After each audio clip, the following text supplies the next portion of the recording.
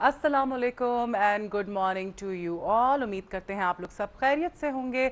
आप देख रहे हैं मॉर्निंग मसाला और मैं हूं आपकी होस्ट सोनिया राव।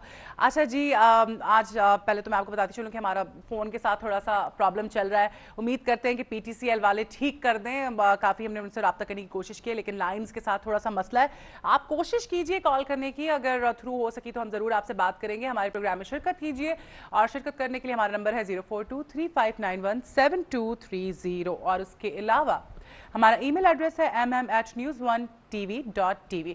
अच्छा जी, प्रोग्राम के आगाज़ में मैं बात करना चाहूँगी। आज सुबह उठकर मैंने 7 बजे घर से मैं निकलती हूँ 7 बजे, तो मैं देख रही थी हेडलाइंस। पहली हेडलाइन थी कि जी 22,000 क्यूसेक पानी दोबारा से जो है भारत ने छोड़ दिया दरिया सतलज में। मुझे इतना अफसोस हुआ सुन के। मैंने सोचा कि देखें, भारत के साथ कभी कोई मौका वो हाथ से जाने नहीं देता। कैसा दुश्मन है। हम चाहते हैं कि हमारी जानिब से बड़ी इस तरह के डायलॉग्स होते हैं और मीटिंग्स हो रही होती हैं कि किसी तरह से हमारे बीच में जो मामलात हैं वो तय हो जाए, दोस्ती हो जाए, लेकिन मुझे लगता है कि शायद ये कभी हो ही नहीं सकता। भारत कभी हमारा दोस्त बन सकता ही नहीं है, क्योंकि वो आप सोचिए इस वक्त पाकिस्तान इतनी मुश्किल घड़ी से गुजर रहा है, इतनी बड़ी आफत आई हुई है, इतने लोग मुतासर हुए हैं। इंसानियत भी कोई चीज़ होती है। आप सोचिए इसके बावजूद भारत ने 22,000 क्यूसेक पानी जो है वो आज फिर छोड़ दिया है। मुझे बहुत दुख हुआ, बहुत अफसोस हुआ। और फिर हम जो पाकिस्तानी हैं और मुसलमान, शायद इनकी फितरत है दरगुजर कर देना। शायद मैं बहुत दफ़ा इस तरह से होता है, भारत इल्ज़ामात लगाता है, इल्ज़ाम तराशी करता है सब कुछ, लेकिन पाकिस्तान की तरफ से कोई एक्शन नहीं लिया जाता। कोई सीरियसली जो है कोई बात आगे से कोई करने वाला नहीं होता और सिलसिला इसी तरह से चलता रहता है। आए रोज़ कुछ ना कुछ हो रहा होता है। अगर हम एक्शन लें और हमारी जानिब से जो है अगर वाकई सही तरह से एक्शन लिया जाए तो इन चीज़ों में कमी आ सकती है। तो मैं चाह रही थी ये बात आपसे शेयर करूं कि हम पाकिस्तानियों को भी चाहिए और हमारी हुकूमत में जो लोग बैठे हैं कि ज़रा उनसे सीरियसली बात करें कि आखिर क्या मसाइल है। मतलब इस सूरत हाल में भी पानी का दोबारा दरिया सतलुज में छोड़ दिया गया, इंतहाई अफसोसनाक बात है। अच्छा जी, अब बिकॉज आज एयरफोर्स डे मनाया जा रहा है, उस हवाले से आप न्यूज़ एंड व्यूज़ में बात करते हैं। आपके लिए चलते हैं हमारे सेगमेंट न्यूज़ एंड व्यूज़ की जानिब।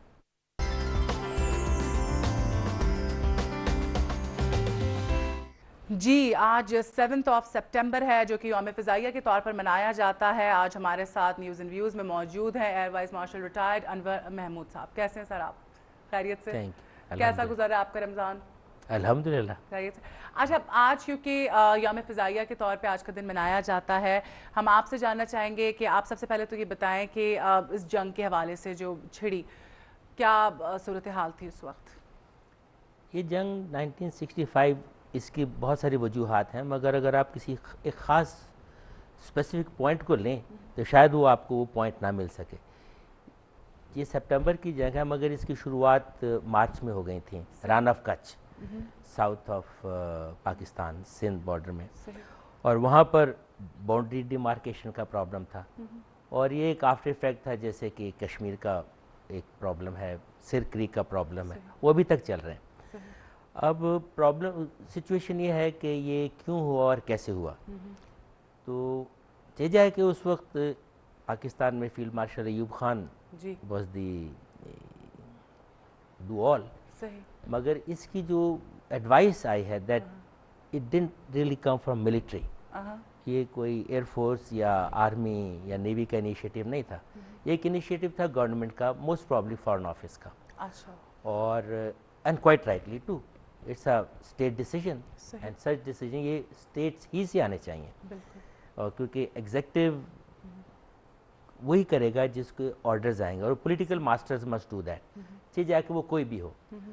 तो इसकी वजूहात तो वो थी और इसकी बेसिक ये थी कि जी ऑपरेशन जिब्राल्टर एक कश्मीर में शुरू हुआ था, जो कि नॉर्मल कॉमन तारीख़ है हमारे मुल्क की।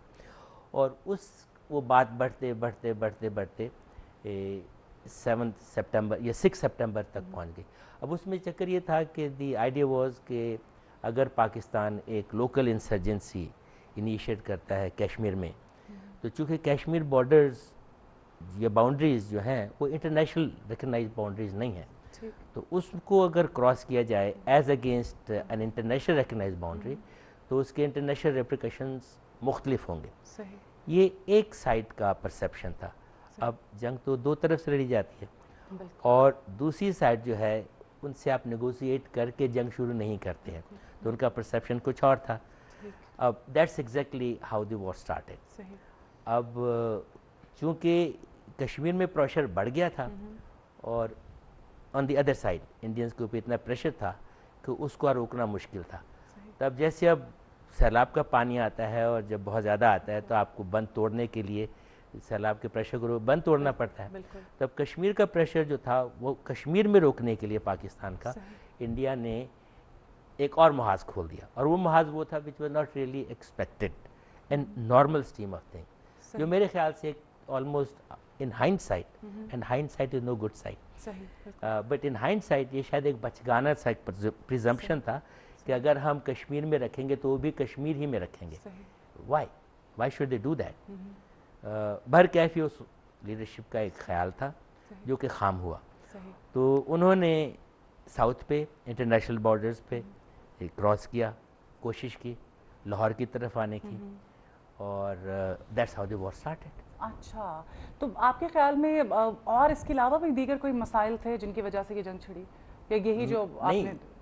دیکھیے بہانے کرنے کو تو آپ جتنا بھی کریں, یہ مین ڈش آپ اس کے اندر سیلڈ شر جتنی چیزیں جمع کر لیں they'll be beside the point, مگر this is how the things went out of control. اچھا, اس وقت جو حالات تھے, بیکاز آپ کو پتہ ہے اس دور کے بارے میں سارا کچھ, آپ بتائیں اس وقت جو حالات تھے آپ کو لگتا ہے وہ زیادہ خراب تھے یا آپ بہتر ہو گئے, کیا کیسے دیکھتے ہیں آپ ڈفرنس؟ یہ حالات اب کس پرسیپشن میں, از اٹ پولیٹیکل, بالکل نیشنل, بہت دفعہ سے یہ ہوتا ملٹری؟ ہے اگر آپ پورا اوور آل اگر دیکھا جائے ملٹری کی اگر ہم بات کریں تو نہیں, ملٹری آئی تھنک اس وقت پاکستانی ملٹری ابھی بھی, میں اپنے آپ کو ایئر فورس تک, ایک تو ایئر فورس ڈے ہے, میرا تعلق بھی ایئر فورس سے ہے, تو by grace of God I think air force was exceptionally professional at that time. ابھی بھی ہے الحمدللہ, اور ایئر فورس ہماری ڈے ون سے ہی it's been in a bit of کیا کہنا چاہیے اپ اینڈ ڈاؤن سچویشن. جب پاکستان بنا تو ہماری اکوپمنٹ انڈیا نے رکھ لی, اور جو اکوپمنٹ دی وہ سب اسٹینڈرڈ دی, اور جو سب اسٹینڈرڈ دی اس کے اندر بھی they trying to put fuel کے اندر چیزیں مکس کر دیں وغیرہ. تو ہماری بگننگز بہت ہی رف تھیں, مگر وہ کیا کہتے ہیں when that things get tough then the tough get going. اب ہوا یہ کہ thank God Pakistani nation metal جو ہے اس کا بہت سالڈ ہے, اور ہمارے engineers, pilots, the whole team, administrators, they put their back to it, اور from scraps we turned out into a magnificent air power.